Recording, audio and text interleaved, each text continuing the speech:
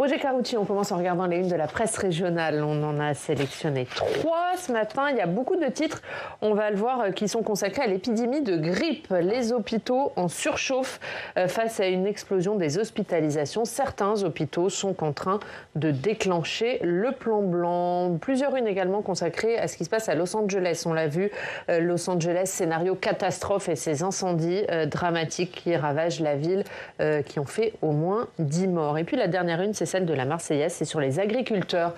La mer est dans le pré, c'est le titre de la Marseillaise, cette colère des agriculteurs qui n'est pas retombée alors que se déroulent en ce moment les élections aux chambres d'agriculture. Quelle une choisissez-vous ? J'hésite entre les hôpitaux et l'agriculture, je veux prendre l'agriculture. Vous la comprenez encore, cette colère des agriculteurs qui ne retombe pas. Il y a des textes qui étaient prévus au Sénat qui ont été repoussés, d'abord par la dissolution, après par la censure. Il faut répondre urgemment à cette colère. Alors nous aurons un texte qui va venir au mois de janvier, donc dans quelques jours, au Sénat. Et moi je comprends une profession tout entière, qui est une vocation, qui a autant de difficultés depuis des années, avec un traitement parfois un peu trop condescendant du pouvoir central. Il faut que l'on bouge. Le monde agricole attend de vraies solutions, pas des mesurettes. Et nous avons besoin, j'espère que ce sera le cas avec le texte qui vient au Sénat, de revoir l'ensemble de notre politique agricole, de nos relations avec l'Europe au niveau agricole, de notre compréhension des difficultés des éleveurs, des cultivateurs, de tous ceux qui réellement font l'agriculture française, nourrissent, et qu'on arrête avec l'opposition un peu artificielle entre l'écologie et l'agriculture. Le monde agricole a besoin des politiques, a besoin de nous, et nous avons besoin de nos agriculteurs. On va regarder le reste de l'actualité. On l'a vu dans le journal. Hier avaient lieu les commémorations des 10 ans de l'attaque terroriste contre l'Hypercacher. 4 morts. Jonathan Arfil, président du CRIF, on l'a entendu, qui dit que les causes du drame d'il y a 10 ans n'ont pas été résolues. Pourquoi on en est encore là ? Écoutez, moi j'étais hier avec Gérard Larcher et nous avons ensemble allumé une des 10 bougies sur les victimes de l'Hypercacher. Ça fait des années, et quand je dis des années, ça fait très longtemps que je dis qu'en réalité, on ne s'attaque pas aux causes parce qu'on est extrêmement tremblant. Et quand je dis extrêmement tremblant, je veux dire que ça commence dès l'école. Et quand on nous explique que dans certaines écoles, on ne peut plus enseigner la Shoah, qu'on ne peut plus faire référence à tel ou tel élément, forcément, si dès le plus jeune âge, vous n'expliquez pas les choses, vous n'avez pas une pédagogie extrêmement forte, parce qu'on vous dit « oh là là, pas de provocation, pas de polémique, dans tel ou tel milieu, on ne peut pas ». Si, on peut. Ouais. La République est partout chez elle. Et malheureusement, elle a abandonné certains territoires, elle a abandonné par faiblesse certaines écoles, certains territoires, et donc, voilà. Mais on a peur de quoi ? Vous dites on est tremblant, on a peur de quoi ? On a toujours peur des réactions. Est-ce que parler de la Shoah, ça ne donne pas en contrepartie le sentiment qu'on est trop pro-sémite alors qu'il faudrait s'occuper d'autres catégories. Bon, voilà. Et malheureusement, l'histoire, elle est ce qu'elle est. La Shoah, elle est unique. Il n'y a pas d'autres exemples dans l'histoire, et heureusement. Mais il y a eu des génocides. Le génocide arménien, le génocide des Tutsis, ça, c'est... bon, mais c'est autre chose. On a peur. Moi, je rencontre évidemment régulièrement, en tant que président du groupe France-Israël du Sénat, les responsables communautaires en France. C'est la première fois, depuis 5 ans, 10 ans, que je vois des responsables de communautés juives qui me disent les gens hésitent à rester. Quand on dit à rester, c'est leur pays, la France. Hésite à rester, c'est inadmissible. Et j'attends vraiment, et je sais qu'il le fera, que Bruno Retailleau soit extraordinairement ferme là-dessus, parce que c'est la seule solution si on veut l'unité de la nation et de la République. Bruno Retailleau, justement, il a dit qu'il y a un antisémitisme qui a 2 visages, celui de l'islamisme, mais aussi de ceux, parfois élus de la République, qui instrumentalisent le drame palestinien à des fins politiciennes. Vous êtes d'accord, il y a une responsabilité politique ? Il n'y a qu'à regarder les débats à l'Assemblée nationale, l'utilisation des drapeaux palestiniens, même dans l'hémicycle, les propos tenus par les uns par les autres, la capacité à dire des choses fausses tout en ayant l'air d'être les tenants de la morale. Bon, ben voilà, oui, par électoralisme, plus que par conviction, à mon avis. Par électoralisme, c'est clair que des responsables de LFI ou autour tiennent des propos inadmissibles et dont ils ne se rendent probablement même pas compte de la portée auprès d'abord d'esprits fragiles ou faibles qui disent « voyez, on n'est pas seul, ils sont d'accord avec nous, donc il faut en finir ». Et puis d'un autre côté, de Français de confession juive qui doivent se dire « mais pourquoi est-ce qu'on est ciblé en permanence ? Qu'est-ce que c'est que cette histoire ? À quel titre ?» Donc oui, bien sûr qu'il y a les deux. Il reste un antisémitisme classique d'une extrême droite totalement dépassée, mais c'est vrai que l'antisémitisme de l'islamisme politique, plus celui de l'extrême droite, et celui de l'islamisme politique utilisé à des fins électoralistes par certains, c'est inadmissible et c'est scandaleux. Il y a beaucoup de plaintes déposées. J'espère que les tribunaux seront extrêmement sévères. L'autre actualité, on l'a vu, ce sont ces négociations qui se poursuivent entre le gouvernement et les partis politiques pour tenter de trouver un accord, notamment autour du budget. Est-ce que pour vous, il faut trouver un accord de non-censure avec la gauche ? Moi, je ne cours pas après la gauche. Chacun court après ce qu'il veut. Alors, sincèrement, moi, j'étais très favorable au gouvernement Barnier, très favorable aux efforts qui étaient demandés. Bon, la gauche n'a pas estimé que c'était nécessaire. Elle a mêlé ses voix à celles du RN pour faire la censure. Donc, elle ne va pas nous faire des leçons de morale. Peut-être pas exagéré non plus. Bon. Donc là, moi, j'attends du gouvernement qu'il remplisse ses obligations. Ces obligations, elles sont simples. C'est faire en sorte que les Français soient protégés. Or, aujourd'hui, ils ne le sont pas. Et quand j'entends toutes les discussions sur alors, est-ce qu'au lieu de 5% de déficit, on fera 5,5%, c'est-à-dire on va amoindrir l'effort et tout, qu'est-ce qui se passe ? Nous, là, on est là en train de dire « Ah non, mais nous, on veut ça, nous, on veut ça ». Mais sur les marchés, la France qui doit emprunter 300 milliards en 2025, 300 milliards. Eh bien, depuis le début de la semaine, elle les emprunte à des taux nettement supérieurs à ce qu'ils étaient il y a encore quelques jours. Donc pour vous, il ne faut pas revenir sur l'objectif de 5% d'ici la fin de l'année ? Mais moi, je considère que c'est la base pour faire en sorte que la dette française n'explose pas. Sinon, les agences de notation vont abaisser la note de la France, les marchés financiers vont nous faire payer plus cher nos emprunts, donc à l'arrivée, à croire qu'on a lâché sur 5 ou 10 milliards, mais on paiera 10 milliards ou 15 milliards d'intérêts supplémentaires, parce que par définition, on aura payé beaucoup plus cher. Les agences, moi je ne fais aucun culte, moi je ne suis pas trumpiste ni rien, je n'ai aucun culte des agences de notation. Sauf que c'est la règle.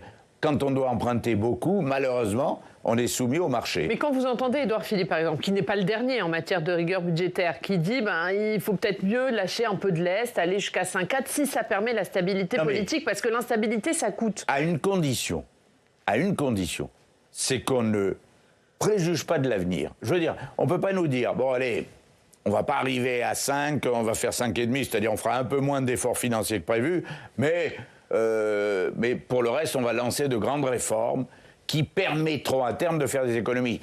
Par exemple, sur la masse des agences et établissements publics de l'État qui coûtent des fortunes et qui, pour certaines, ne servent pas à grand-chose. Bon, très bien. Si on lance des choses comme ça, on peut se dire, bon, allez, ça va. Mais si c'est pour nous dire, alors, on va faire un peu moins d'efforts financiers, et en plus, on va abroger la réforme des retraites, et en plus, on va vous mettre telle ou telle mesure qui, en réalité, va coûter cher. Les gens vont dire, et tous ceux qui nous regardent vont dire, mais ces Français, ils sont absolument insupportables. Vous vous opposerez à une suspension de la réforme des retraites ? Non, mais attendez, au Sénat, on n'a pas attendu, il y a 2 ans, pour le vote de la réforme des retraites. Je rappelle qu'ici, nous avons voté cette réforme depuis 5-6 ans. Sur l'âge, sur les carrières longues, sur un certain nombre de mesures, sur les carrières difficiles, sur les métiers dangereux ou difficiles. Ça a été voté ici bien avant la réforme des retraites elle-même. La réforme des retraites a donné lieu à des débats extrêmement longs, extrêmement lourds, extrêmement pointus, à la Commission des affaires sociales, dans l'hémicycle du Sénat. On n'est pas des rigolos. On n'est pas à l'Assemblée nationale où les gens s'invectivent sans avancer des arguments. On a avancé, beaucoup travaillé. Alors quand j'entends une ministre de l'actuel gouvernement dire qu'on n'en a rien à faire, ou quasi, des débats du Sénat et de la droite, et que de toute façon il faudra que la droite accepte, que ça lui plaise ou pas, la suspension de la réforme des retraites, je propose à la ministre de venir devant l'hémicycle le dire. On va continuer évidemment à parler de ces questions budgétaires et plus largement du calendrier parlementaire, puisque de nombreux textes sont à l'ordre du jour du Sénat. Dans les prochaines semaines, on voit ça avec Alex Poussard.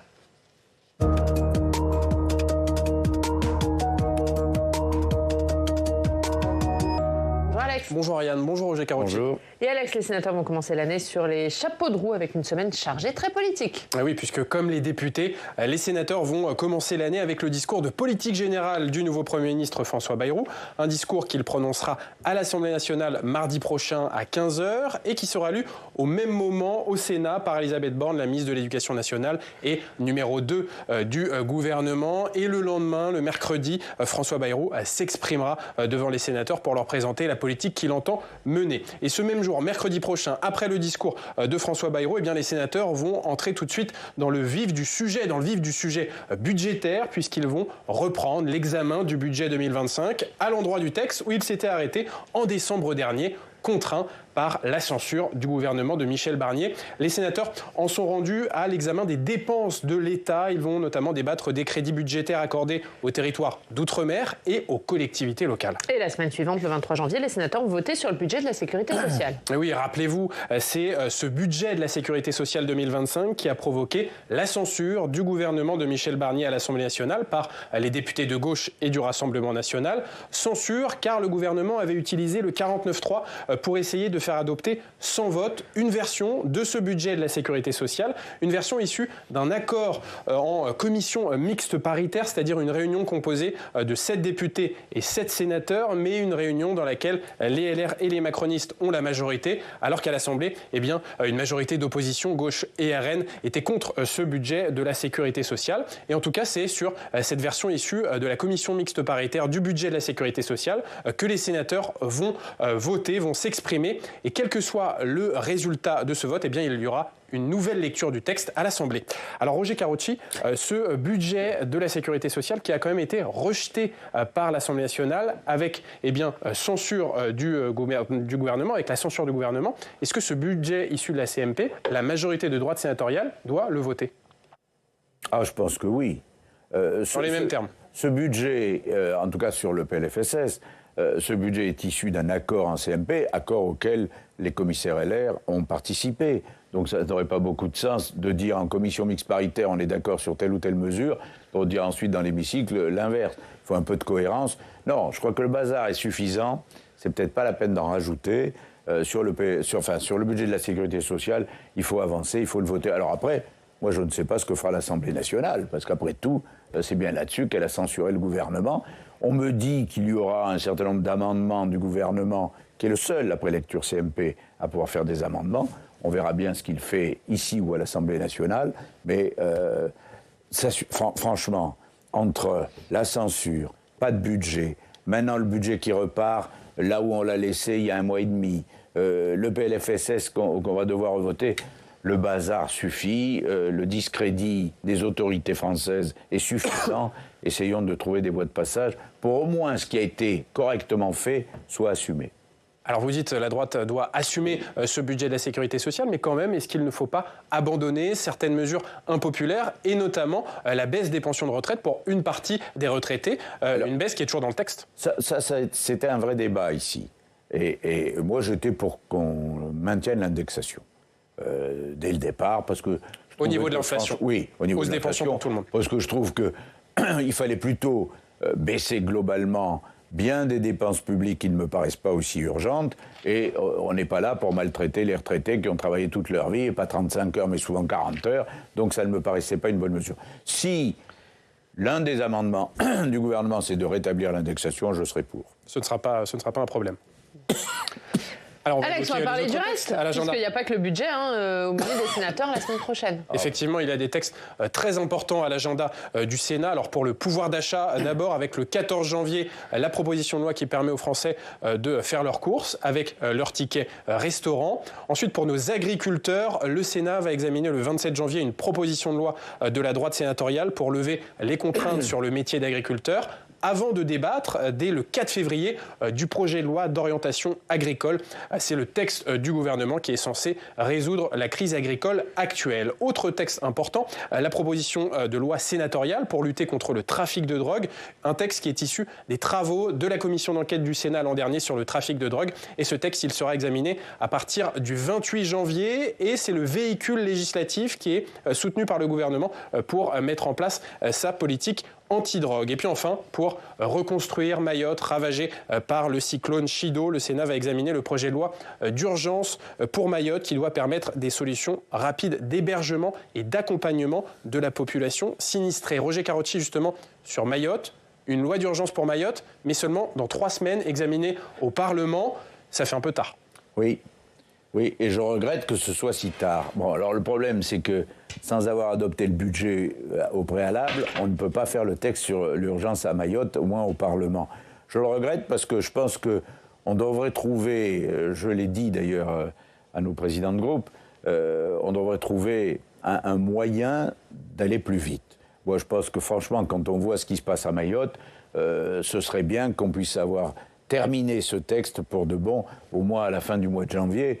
Les Mahorais ne vont pas attendre des semaines et des semaines. Alors, soyons clairs, les mesures que l'on va adopter, en réalité, l'État, l'ensemble des autorités à Mayotte le mettent en place tout de suite. On ne va pas attendre des semaines avant de reconstruire.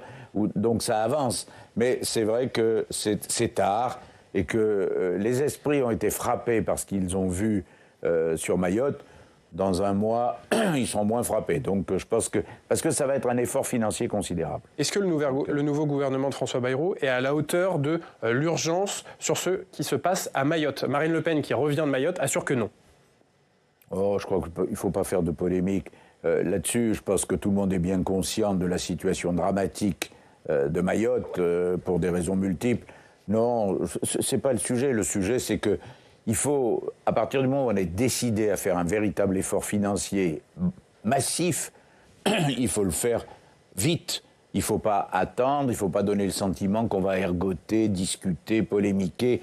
Non. Mais dire que les autorités de l'État, Bruno Retailleau s'y est rendu, François Bayrou s'y est rendu, le président de la République, enfin, tout le monde est allé voir et tout le monde a constaté les effets dévastateurs. Donc non, je pense que ce n'est pas le problème de la prise de conscience, c'est le problème de la rapidité. Alors la question de l'immigration massive à Mayotte est également posée. Est-ce qu'il faut un nouveau texte pour revenir sur le droit du sol à Mayotte? Bien sûr. Ça crée des divisions au sein du gouvernement. Peut-être, il y a ça qui crée des divisions dans ce gouvernement, visiblement. Si avec ça, on pourrait peut-être s'arranger. Mais non. Marine Le Pen dit qu'elle va rajouter des amendements, elle a ce texte, pour revenir là-dessus.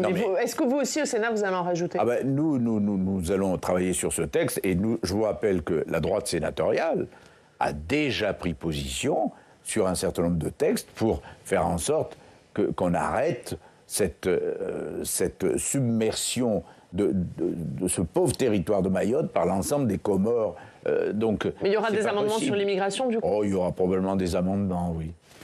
Et je rappelle que le ministre de l'Intérieur, quand il était président du groupe LR au Sénat, avait lui-même pris des positions très fermes pour que ça s'arrête.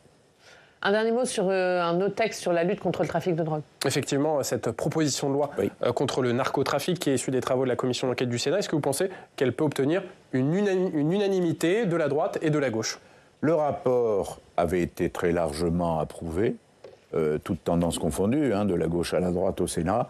Comme le texte qui est évoqué reprend en réalité les propositions de ce rapport, je pense qu'ici, en tout cas, ce sera largement voté et largement adopté. Je ne sais pas ce qui se passera à l'Assemblée, mais ici, ça fera quasiment consensus, oui. À tout à l'heure, Alex. À tout à l'heure. On parlera des tensions entre la France et l'Algérie. Et on va en parler tout de suite avec vous, justement, Roger Carotti, puisque les tensions diplomatiques sont vives entre la France et l'Algérie. L'écrivain franco-algérien Boualem Sansal est toujours détenu en Algérie. Emmanuel Macron s'est exprimé sur ce sujet cette semaine. J'ai une pensée singulière pour un combattant de la liberté, écrivain franco-algérien, qui est Boualem Sansal. Il est détenu de manière totalement arbitraire par les responsables algériens. Et nous qui aimons le peuple algérien et son histoire, je demande instamment à son gouvernement de libérer Boualem Sansal. Une déclaration qui a provoqué la colère de l'Algérie qui dénonce une immixtion éhontée et inacceptable dans une affaire interne. Il a eu raison de prononcer ces mots, Emmanuel Macron?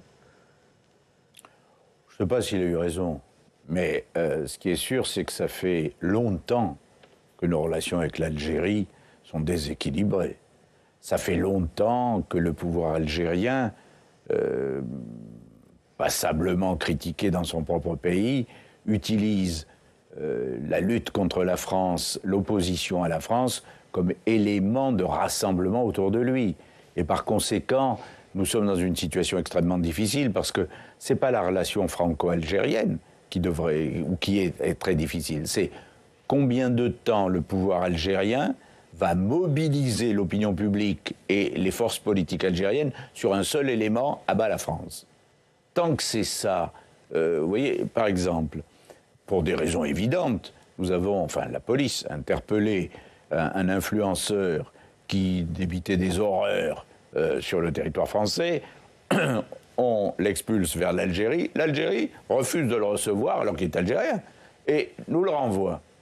Et on voit bien que ça veut dire que on ne peut pas discuter, on ne peut pas négocier avec un pouvoir qui a décidé de manière très claire que la guerre à la France était son élément majeur. D'autant plus que depuis que le gouvernement français a admis la marocanité du Sahara occidental, naturellement, le pouvoir algérien qui soutenait les Sahraouis dit voilà, c'est une offensive contre l'Algérie. Mais comment on doit réagir face à ça? Qu'est-ce que doit faire la France? Je pense que malheureusement, il ne faut pas se tromper d'amis.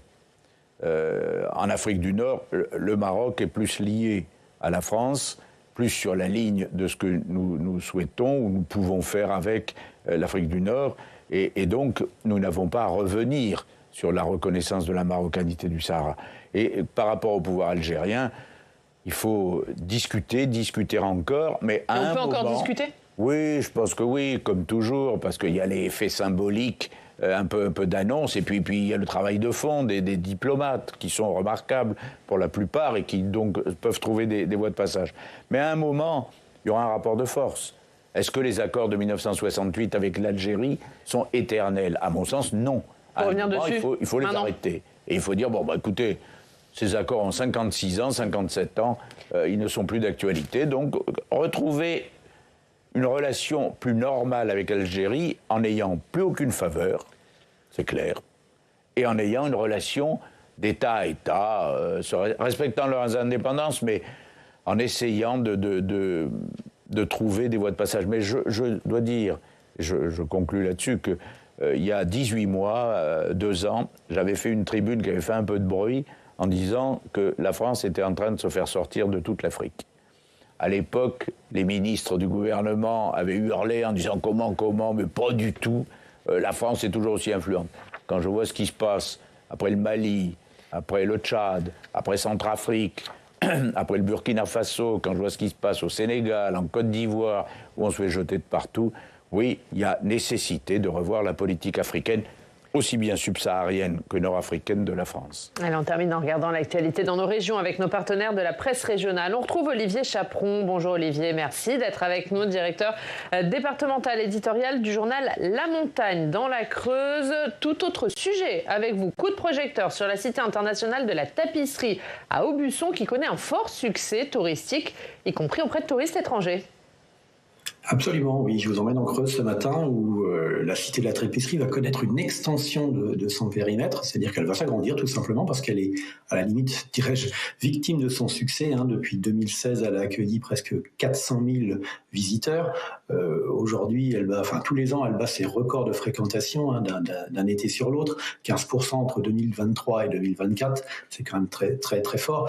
Alors pourquoi est-ce qu'elle connaît un tel succès, cette tapisserie, dans un village de 3100 habitants aux confins de la Creuse et de la Corrèze de la Haute-Vienne? Simplement parce qu'elle est, comme toutes les zones rurales, elle allie à la fois la modernité et le classique. Alors le classique, c'est les tapisseries comme on peut les connaître, qu'on les voit dans les grands châteaux. La modernité avec aussi de l'innovation, puisque les lissiers travaillent aujourd'hui sur des œuvres de Tolkien, de Miyazaki, et ça, évidemment, ça donne un regard d'intérêt pour l'international, avec des visiteurs qui viennent de partout dans le monde, notamment du Japon, des pays nordiques. Et évidemment, ça favorise le développement de la cité, avec aussi un développement pour l'activité économique, puisque les lycées creusois ont du travail, et même font face à des demandes pour lesquelles ils ne peuvent pas toujours répondre. Et donc, ça amène à une question, monsieur le sénateur. Comment est-ce qu'on peut aujourd'hui envisager des coupes peut-être budgétaires dans l'aide au territoire, aux collectivités et même à la culture, alors que ce sont souvent des sources importantes de développement pour les collectivités justement et pour le tissu économique local. Ça, c'est quand même assez contradictoire dans le phénomène aujourd'hui. D'abord, je veux rendre hommage à Aubusson et à la tapisserie d'Aubusson. Moi qui suis historien, je peux vous dire que la tapisserie d'Aubusson, ça fait 6 siècles que ça existe, ça fait 6 siècles que c'est un trésor de l'art français. Elle a été classée d'ailleurs dans le patrimoine immatériel de l'UNESCO, et c'est vraiment une source de fierté pour tous les Français. Les Gobelins, Aubusson, ce sont des sources de fierté. Alors, vous avez parfaitement raison. Moi, je suis totalement hostile à toute réduction des moyens des collectivités territoriales. Le gouvernement Barnier avait demandé 5 milliards d'efforts. Au Sénat, on était arrivé à 2 milliards plutôt que 5. C'était déjà un premier effort. Mais je l'ai dit très tranquillement à nos élus. Moi, je suis pour qu'il n'y ait pas de demande de réduction des moyens attribués aux collectivités locales. Pourquoi ? Non pas parce que nous sommes le Sénat et donc nous devons défendre les collectivités locales, mais les collectivités locales représentent aujourd'hui 70 à 75% de l'investissement. Ce sont les collectivités territoriales qui font travailler au niveau local les artisans, les entreprises. Ce sont les régions, les départements, les communes qui font en sorte que ce soit à Aubusson ou ailleurs, il y ait cette espèce de tissu d'énergie, de création. Étouffer, étrangler les collectivités locales, c'est l'inverse de ce qu'il faut faire. Parce que par définition, c'est elles qui doivent dynamiser nos territoires. Et moi, je soutiendrai encore et encore, dans les débats qui viennent au Sénat, le fait de ne rien réduire dans les moyens et la capacité d'agir des collectivités territoriales, parce que c'est la mort des PME, la mort de nos entreprises d'art, parce que vous comprenez bien qu'une entreprise locale, je termine, une entreprise locale, ça n'intéresse pas Paris, ça n'intéresse pas le pouvoir central, donc il faut laisser les collectivités de terrain avoir les moyens d'agir. Merci Olivier Chaperon, merci beaucoup d'avoir été avec nous. Aubusson, la cité voit plus grand, c'est à la une de La Montagne dans son édition de La Creuse. Merci Olivier Chaperon et merci Roger Carucci. Merci à vous. Et je signale que pour ceux qui veulent écouter ou réécouter votre interview, elle est désormais disponible en podcast sur notre site internet. Merci beaucoup Roger Carucci. On va analyser cette rentrée politique tout de suite avec le politologue Pascal Perrineau.